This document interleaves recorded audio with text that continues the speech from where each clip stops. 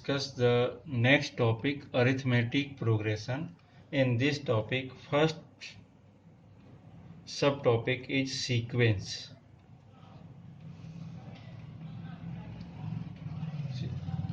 Means a set of arranged a set of a number, a set of numbers arranged in definite order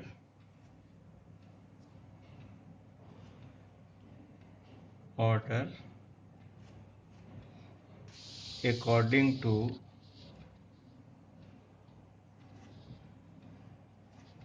a definite rule. Definite rule is called a sequence.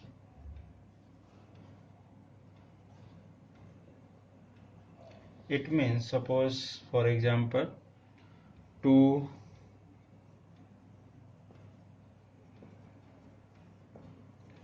4, 6, 8 and so on. Means इस case में अगर आप देख रहे हैं तो 2, 4 difference क्या equal एक ऑर्डर है इसमें कि 2 2 के डिफरेंस अपन ने नंबर लिए. सिमिलरली अगर अपन पोल करें 1, 3, 5, 7, 9 इस टाइप के भी कर सकते हैं. अब इस टाइप के जो भी पार्ट होते हैं, अब इसमें क्या होता है 2 टाइम. सपोज अगर हम बात करें इस टाइप के कि सीक्वेंस किस किस टाइप के, मतलब फर्स्ट केस में अगर देख रहे हैं तो 2 फर्स्ट टर्म अगर देख रहे हैं अपन यहाँ पर from this first term equals to 2 और it is also written as 2 into 1. Second term equals to 4, it is also 2 into 2. Third term equals to 6 equals to 2 into 3 and so on. अगर suppose अगर इसको work कर रहे हैं तो n term अगर देख रहे हैं तो n टर्म क्या हो जाएगा 2n means 2 into n means ये 1 2 3 up to n natural numbers को अगर बिलोंग करे तो इस टाइप से ये n टर्म. तो इस पार्ट में एक सीक्वेंस है और एक डेफिनिट ऑर्डर भी. इसमें अरेंजमेंट दिया जो कि डेफिनिट ऑर्डर के साथ according to definite rule. Rule कैसा है कि सभी में क्या कर रहे हैं अपन यहाँ से 2 2 में 1 2 3 4 5 से मल्टीप्लाई करते जा रहे हैं. तो इसके थ्रू जो कुछ भी मिल रहा है it is a sequence. Here take another example 3 5 7 9 11. Write the nth term. अब इसका nth टर्म कैसे फाइंड करता है. अब इसमें सपोज कर रहे हैं फर्स्ट केस में 3 है, 3 लिया. 3 को कैसे इंडिकेट कर सकते हैं अपन 2 into 1 plus 1. ये होगा ये फर्स्ट टर्म. Second term 5. तो 5 क्या होगा इसमें अगर एक इसमें क्या है रूल है कि 2 में अब सपोज 2 into 2 plus 1 मीन्स यहाँ पर अपन इंक्रीज कर रहे हैं लेकिन इस केस में ये क्या हो गया सेकेंड टर्म. सिमिलरली 7 की बात करें तो 5 2 into 3 plus 1 मीन्स 6 plus 1 ये क्या हो जाएगा थर्ड टर्म. सिमिलरली अगर अपन देख रहे हैं थोड़ा सा इसको ऑब्जर्व करें इस रिजल्ट को तो अगर nth टर्म की बात कर रहे हैं अपन तो nth टर्म में क्या होगा यहां पर अगर देख रहे हैं nth टर्म मतलब कैसा होगा 2 nth टर्म में 2 into 1 2 3 मीन्स क्या हो जाएगा n plus 1 means nth term क्या होता है इसका nth टर्म होगा 2n plus 1. इस सीक्वेंस का जो nth टर्म होगा ये होगा. और इस केस में देख रहे हैं ना अपन यहाँ पर कैसा एक डेफिनेट रूल लगा हुआ है. एक कोई ना कोई एक ऑर्डर के थ्रू ये वर्क हो रहा है. कैसा नहीं कि यहाँ पर 2 2 दे रहे हैं तो 1 2 3 ये भी सीक्वेंस. नेक्स्ट टर्म में 4 से मल्टीप्लाई करेंगे 2 से प्लस 1 करेंगे तो देन ये 9 मिल जाएगा. फिर इसी टाइप से अपन वर्क कर सकते हो। सीक्वेंस में इस टाइप का वर्क होता है। Next type, right the first 4 terms of the sequence. कुछ सीक्वेंस इस टाइप का दिया, अब इसको 4 टर्म्स, सपोज एन की बात कर रहे हैं, 1 2 3 4 ऐसा लिया, एंड 4, ओनली 4 टर्म की बात कर रहे हैं। तो ये फर्स्ट क्वेश्चन हो गया, suppose this one is second. So A1 equals to 2 into here n equals to 1 here, 2 into 1 square plus 1, it is equals to 2 plus 1 3.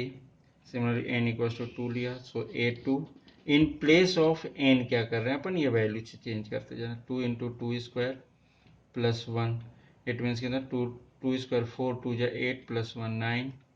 Similarly n equals to 3, तो A3 third term, so 2 into 3 square plus 1, तो 3 3 जा 9, 9 2 जा 9 into 2 18 plus 1 19. n equals to 4, तो A4 equals to 2 into 4 square plus 1, it means 4 4 जा 16 into 2 32 plus 1 33. इस type से अपन जितने चाहें वो नंबर्स लिख सकते हैं। सिमिलरली अगर इसकी बात कर रहे हैं तो n इक्वल्स टू 1 2 3 4 ये भी हो सकता है। तो फर्स्ट केस में अगर 1 यूज कर रहे हैं तो A1 क्या होगा यहाँ पर 3 into 1 minus 1, it is equals to 2. A2 use कर रहे हैं तो 3 into 2 minus 1 इक्वल्स टू 3 2 जा 6 minus 1 5. A3 3 यूज किया तो 3 into 3 minus 1 9 minus 1, it is equals to 8.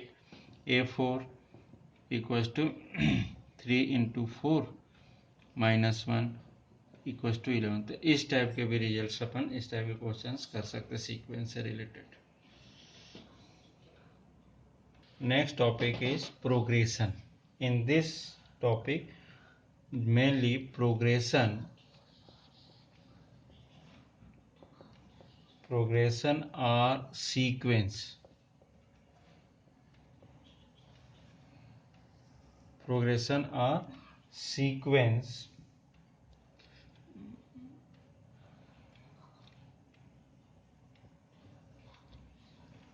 which follow a definite pattern. ये ध्यान रखना, pattern. In this section arithmetic progression, geometric progression, harmonic progression. Means progression जो होते हैं generally 3 types के अपन यूज करते हैं। पहला हार्मोनिक होता है, अरिथमेटिक, दूसरा ज्योमेट्रिक और थर्ड वाला harmonic. In class 10th only this progression means arithmetic progression are in syllabus, तो हम इसी पे ज़्यादा वर्क करेंगे। और ये ज्योमेट्री क्या होता है, अगर अपन देख रहे हैं मिडिल का स्क्वायर और फर्स्ट और लास्ट के स्क्वायर के इक्वल, ये फर्स्ट और लास्ट के मल्टीप्लाई के इक्वल होता है। ये क्या होता है, ये अरिथमेटिक का रिवर्स। मीन्स सपोज अगर ABC are in arithmetic, so harmonic में क्या हो जाता है 1/a। जैसे अपन बात करेंगे 3 नंबर्स हमने लिया, ये AP में है, मीन्स ए अरिथमेटिक में, तो हार्मोनिक में क्या हो जाता है 1/a 1/b 1/c are in harmonic progression. और यहाँ पर क्या होता है B² equals to AC, means middle का स्क्वायर प्रोडक्ट ऑफ दिस, ये होते हैं। But in class 10th only हम क्या देखने वाले हैं, एरिथमेटिक प्रोग्रेशन। सो इन एरिथमेटिक प्रोग्रेशन, अब इसमें थोड़ा सा बहुत अच्छे से ध्यान रखना क्योंकि it is a part of your syllabus. Arithmetic progression में अगर देख रहे हैं तो सपोज अपन एक छोटा सा एग्जांपल लेते हैं और इसी के अकॉर्डिंग वर्क करते हैं। सपोज 2 4 6 8 10 इस टाइप की बात कर रहे हैं अपन। अब इसमें क्या हो रहा है, मैंने ये बोला कि arithmetic progression is a sequence. ये मत भूलना कि प्रोग्रेशन कैसा है, एक सीक्वेंस का ही पार्ट है। लेकिन हम ये कहेंगे ऑल सीक्वेंस आर प्रोग्रेशन, ये नहीं, ऐसा नहीं है। But every arithmetic progression are a sequence, ये ध्यान रखना। तो कोई भी प्रोग्रेशन है ये सीक्वेंस है, बट सभी सीक्वेंस ये प्रोग्रेशन हो ऐसा कोई जरूरी नहीं है, इस चीज का ध्यान रखना। सपोज इस केस में अपन तो फर्स्ट टर्म जो है, फर्स्ट टर्म को जनरली अपन यूज कर रहे हैं, फर्स्ट टर्म को यूज करते हैं A1 से। इन CBSE NCERT बुक इस तरह इंडिकेट किया, कुछ बुक्स में इसको अब T1 मीन्स टर्म 1 के रूप में भी इंडिकेट किया, तो अपन A1 लेकर चल रहे हैं और उसी के अकॉर्डिंग करेंगे। तो यहाँ पर क्या मिल रहा है 2। सेकेंड अगर देख रहे हैं A2 second term, this one ये सेकेंड टर्म, ये सेकेंड टर्म में देख रहे हैं तो ये क्या मिल रहा है 4। थर्ड टर्म ये क्या मिल रहा है A3 जिसको कह रहे हैं, तो ये क्या मिल रहा है 6। अब इसमें ये चीज देखें, थोड़ा सा ध्यान से देखें कि फर्स्ट टर्म 2 था, सेकेंड टर्म जब यूज किया तो इसको ऐसा भी लिख सकते थे कि A1 प्लस 2, मीन्स इसमें अपन 2 प्लस कर दें तो 4 मिल जाता, और इस चीज को ऐसा भी लिख सकते थे कि A2 प्लस 2, मीन्स क्या कर रहे हैं सेकेंड टर्म में 2, मीन्स ये सभी जो भी पार्ट हम दे रहे हैं इसमें कैसा हो रहा है, एक नॉर्मल एक प्रॉपर डिस्टेंस है, 2 का यहाँ डिस्टेंस, 2 का यहाँ डिस्टेंस, 2 का यहाँ डिस्टेंस, 2 का यहाँ डिस्टेंस, इस टाइप के डिस्टेंस वाले हैं। तो इस टाइप के टर्म्स जो मिलते हैं, अब इसको जनरली अपन अगर दूसरे वे में बोलें कि किस टाइप से इंडिकेट करें, सपोज हमने क्या किया, फर्स्ट टर्म को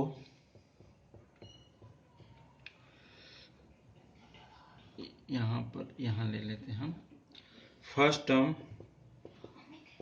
को A से इंडिकेट किया, और जो डिफरेंस है जिसको अपन कॉमन डिफरेंस बोलने वाले हैं, कॉमन डिफरेंस, इसको हमने D से इंडिकेट किया। तो इस केस में अगर हम देख रहे हैं कि फर्स्ट टर्म 2 था तो इसको अपन क्या लिख सकते हैं A, सेकेंड टर्म 4 था तो इसको क्या लिख सकते हैं A plus D, third term क्या था, थर्ड 3 था, 6 था तो A प्लस 2D भी लिख सकते हैं अपन। अगेन यहां पे देखना है ये 2 है, ये क्या है 2 प्लस 2, यहां पर क्या है 2 प्लस 4, इस टाइप से। मीन्स यहां पर हम क्या कोशिश करेंगे कि A और D की बात कर रहे हैं कि फर्स्ट टर्म और कॉमन डिफरेंस इस टाइप से यूज कर रहे हैं, मतलब कर क्या रहे हैं, फिर से अगेन देख लें, यहाँ पर A1 लिया, इट इज इक्वल टू 2, अगर 2 को क्या लिख सकते हैं 2, तो यहाँ A हो गया, A2 को क्या लिख सकते हैं 4, तो यहाँ पर लिख सकते हैं अपन 2 प्लस 2, ये लिख दिया A plus D, means D क्या मिला डिफरेंस, इन दोनों के बीच का डिफरेंस ले रहे हैं। A3 ले रहे हैं तो A3 कैसा लिख रहे हैं अपन 6, ये क्या लिखा अपन ने 2 प्लस 2 इंटू 2, मतलब A प्लस 2D। अब एक चीज और ध्यान देना, जो डिफरेंस लेते हैं generally second term minus first term, means क्या ले रहे हैं अपन next term minus previous term, या इसी चीज को ऐसा भी लिख सकते हो A2 माइनस A1।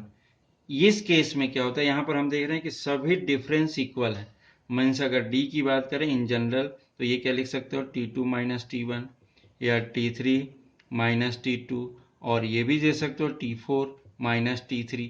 मीन्स कहीं पर भी हम प्रोग्रेशन में चेक करेंगे तो इन सब का डिफरेंस क्या होगा इक्वल होगा, तो इसी को अपन D कह लेते हैं। तो इस केस में फर्स्ट टर्म के रूप में 2 मिल रहा है, और अगर D की बात कर रहे हैं अपन तो D कैसा मिल रहा है A2 माइनस A1, मतलब ये क्या मिल रहा है 4 माइनस 2 इक्वल टू 2, ये मिल रहा है। अब यहाँ पर A3 मिल रहा है। अब यहाँ पर थोड़ा सा एक चीज और ध्यान से देखना, इन जनरल अगर यूज कर रहे हैं तो यहाँ 3 है, यहाँ A है, यहाँ 2 है। सपोज अगर अपन 4 की बात कर रहे हैं, ये 4 भी चेक कर लो तो यहाँ 8 हो जाएगा, यहाँ पर 2 प्लस यहाँ पर क्या होगा 3 इंटू 2, ये 6 प्लस 2 8, और यहाँ पर क्या हो जाएगा A प्लस 3D। मतलब जब फोर्थ टर्म निकाल रहे हैं तो ये मिल रहा है अपने को, थर्ड टर्म निकाल रहे हैं तो 2 मिल रहा, सेकेंड टर्म में निकाल रहे हैं तो 1 मिल रहा। इसका मतलब अगर nth टर्म ले रहे हैं अपन, nth टर्म मीन्स इसके थ्रू अगर nth टर्म ले रहे हैं तो ये क्या मिलेगा, अगर यहाँ पे देख रहे हैं तो a प्लस यहाँ 4 लिया तो 3, तो nth टर्म क्या हो जाएगा a plus 1 less n minus 1 into D. Means अगर हम बात करें कि किसी भी एपी के लिए for any AP nth term of an AP AP means arithmetic progression. It is equals to first term plus n minus 1 into D. It is denoted by an a plus n minus 1 into d, और ये भी लिख सकते हो n को, और last term को generally अपन एन भी लिख सकते हैं, और लास्ट टर्म को कहीं कहीं एल भी यूज करना पड़ेगा. It is also n. N term भी ले लिया, या लास्ट टर्म में के रूप में अपन ये देख रहे हैं, लास्ट टर्म में एल भी ले लिया, और इसी चीज को क्या लिख सकते हैं, ए एन के. तो this one is a important formula for AP.